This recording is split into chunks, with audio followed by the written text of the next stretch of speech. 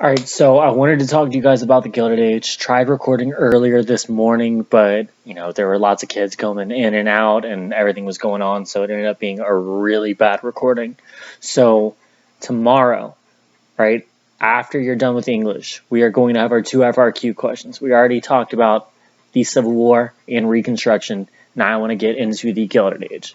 So the first thing you have to know about it is how messed up the Gilded Age was.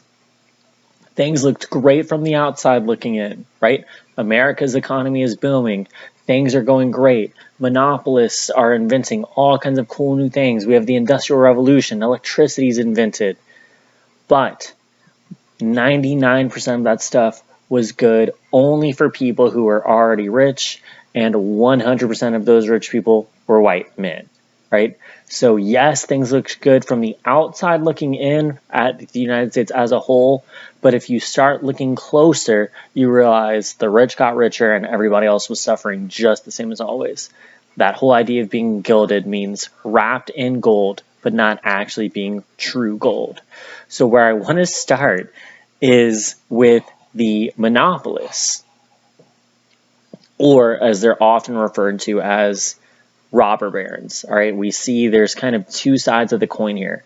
The monopolists, again, are those super rich titans of industry is what they would call themselves, which sounds much more positive than what most people called them, robber barons. They got rich and took advantage of everybody else to continue to grow their wealth. So you had a big four.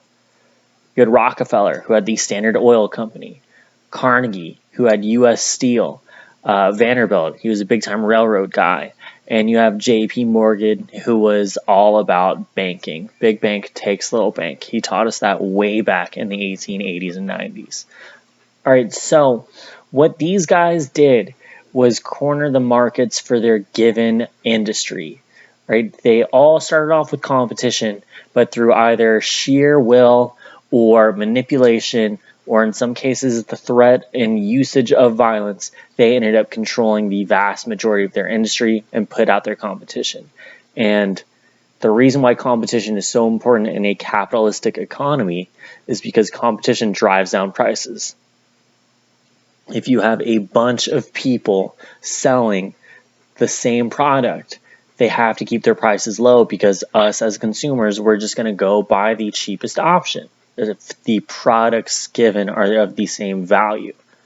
If there's just one person selling that commodity, that crop, that resource, that product, whatever it is, if there's just one option to get it, they could charge whatever they want without competition. So these guys drove off their competition and then raised up their prices and charged whatever they want and continued to get rich. The rich got richer. Now, a lot of them were viewed as villains. Again, robber barons. But no one likes being the bad guy. So over time, Carnegie and Rockefeller, mostly Carnegie, started getting into philanthropy, charity. Carnegie wrote about this idea in the Gospel of Wealth. We, the rich, are the job creators. We, the rich, are the providers. Therefore, we, the rich, need to be the caregivers. We need to make sure we're taking care of our people, our workers, because if they revolt, they're going to come for our heads. And it's better to be slightly less rich and alive than being the richest dead man in America. Now, a lot of this money led to what's most important in the United States, political power. And this time period is not drastically different from any other time period. If you had money, you were able to buy your way into politics. They just did it in slightly different means. So what I want to get to is this idea of the spoil system and patronage and how it all led to corruption. So we talked about the spoil system way back with Andrew Jackson in the 1830s. Jackson was just a general from Tennessee. He wasn't a career politician. He was a regular working Joe. And when he won the election, he brought all his boys with him. All right, that was the spoil system. The winner gets to put their boys, their men, not women, because, politics in the 1800s, into whatever office they want. All right, the spoils. To the victor goes the spoils. Patronage, which was much more popular during the Gilded Age, was slightly different. All right, our rich monopolists, our Rockefellers, our Carnegies, our Vanderbilts, they didn't want to get into politics because that would get in the way of them making money. So what they did was pick guys to run for them, and they would campaign for them and pay for their funding and pay for advertising and drop whatever dollar they needed to in order to get their own handpicked person into office. Once that person won the election, they would owe them a favor. And typically it would be tax breaks or military agreements. So Rockefeller was supplying the entire U.S. Navy with his own Standard Oil and making tons of money off of us, the taxpayer. Or Carnegie is supplying U.S. Steel to build all of the government's major railroad projects, which was the most important industry of this time period. All right, I'm repeating this. There is nothing more important than the railroad industry during this time period. Look back at your notes. We saw that map of railroads in America before 1860 and then by 1890, and we saw how it went from just a couple lines to this massive intertwined spider web of railways. Right? Nothing dominates American industry like the railroads. It's tied to everything. So patronage worked out great for these guys, the rich, because it allowed them to do what they did best, get richer. But over time, these office seekers got worse and worse and worse and thought they were owed more and more and more. The absolute worst example of this is Charles Guiteau, who killed my guy, the best president we almost never had. He was taken from us too soon. The one you read about during the summer reading, James Bay Garfield.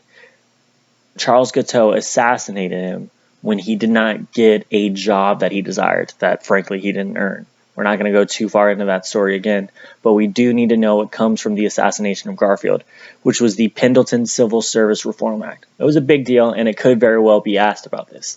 This brought an end to the patronage system. Right? Instead of just being appointed or just buying your way into office, you had to take some kind of civil service exam, and you had to prove that you were worthy of being an office holder in the United States, which was a good thing. Now, this was not the only example of corrupt politics. If you look to the left side of my board up here, right, we had very divided politics during this time period. Our Republican Party was split into 3 different groups. We had the stalwarts, who are old school Republicans that want to keep things the way they were. We have the half-breeds who start kind of talking about reform, and maybe they don't want the highest of tariffs like the stalwarts do. They often bump heads with them. And then there's the crazy group, the third group, the mugwumps, who so disagreed with what was going on in the Republican Party that most of the time they ended up supporting the Democrats, specifically Grover Cleveland. Now, along with the Republicans being divided, we had super divided politics with our Democrats. Right? Our Democrats were split into guys like Boss Tweed, super corrupt, political machine. Right? He had Tammany Hall. And then you have this new age of Democrat. Guys who weren't from the South, who weren't former slave owners, who weren't former Confederates. Guys like Grover Cleveland. And he was deemed as Grover the Good. That was his nickname. He was cleaning up politics. He was a former sheriff. He was a lawyer. He went to, I think, Princeton. Yeah, that sounds right, Princeton. Maybe Columbia, because he was from New York. He went to an Ivy League school. And he was the one who ended up getting Boss Tweed, the most successful, longest-lasting senator from his own party, arrested due to corruption. All right, so we have the parties are eating themselves. If you get asked a question about why politicians were ineffective, just look at the way that they're going to war with each other during this time period. Let's see. Another major example of why things were not great in the United States during this time period was this division in politics. We had from, Garfield was a Republican elected after Hayes. All right, so Hayes serves his 1 term at the end of Reconstruction. He was only allowed to serve 1 term because of the Compromise of 1877. Another thing we talked about earlier today. Once Hayes was out, Garfield's elected, a Republican. Cool. And then he dies. Then the next election, Grover Cleveland gets elected, a Democrat. Cool. And he starts doing everything opposite of what Garfield did.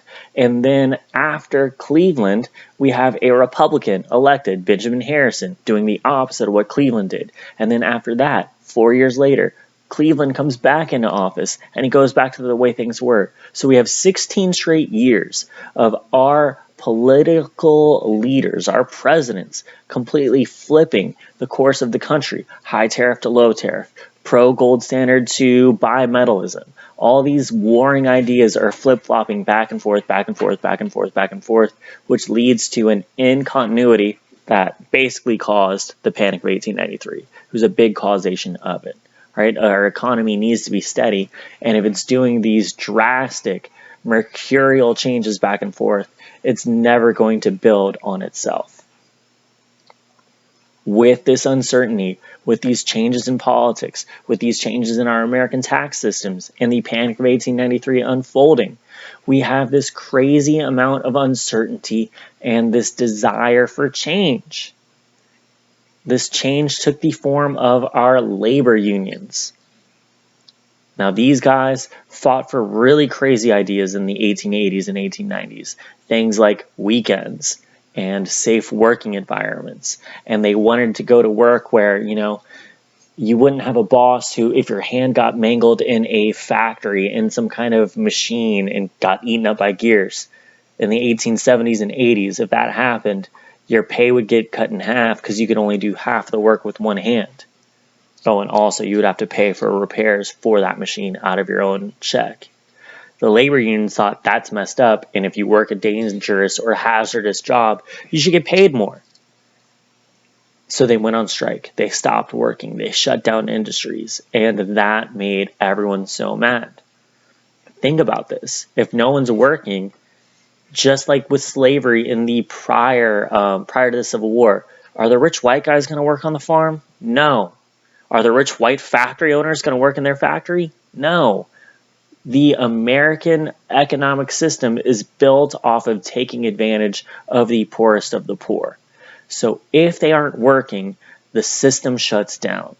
So the only way politicians reacted to this system being shut down is through violence. And we see two prime examples of that with, all the way to the right of the screen, the Haymarket Riot and the Pullman Strike. So the Haymarket Riot, a bunch of Irish immigrants got together, they protested peacefully in Chicago, and the cops showed up. The cops said, hey guys, you need to disperse, you're being too loud, go home. And the strikers said, okay, and they went home. A couple hours go by, midnight strikes, and they get their strike going again. They get back together, they start protesting with each other again. The cops come back, hey guys, we need you to disperse, it's a little too loud, it's late at night. And the protesters went from 0 to 100 real quick and threw a bomb and blew up the cops. They killed 6 of them. It got violent out of nowhere very fast. The cops arrested a bunch of people, and a couple days go by, we realize, well, we didn't arrest any of the people who bombed the police officers, but they were anarchists and they were socialists, so let's hang them. And I believe 8 people were arrested. 1 person died while waiting his trial. 5 people were hanged, 2 people were pardoned, even though none of that 8 actually had anything to do with the bombing.